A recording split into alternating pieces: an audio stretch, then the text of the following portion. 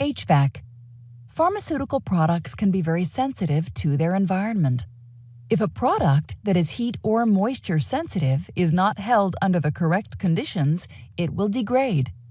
Also, if dust particles are allowed to build up in the atmosphere of a processing area, they will contaminate other products and equipment.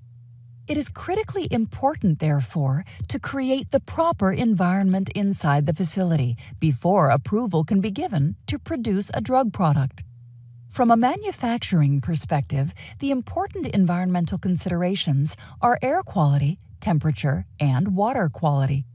The environment in a pharmaceutical facility is controlled by an HVAC system, which refers to heating, ventilation, and air conditioning.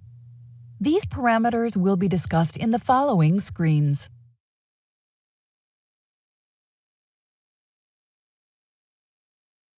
HVAC, ventilation.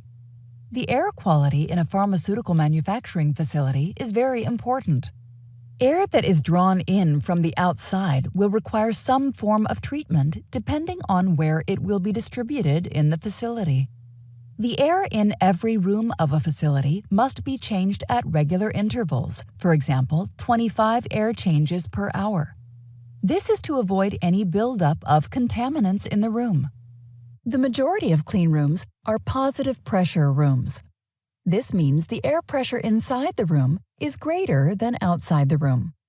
The positive air pressure is created by the airflow coming from the HEPA filters.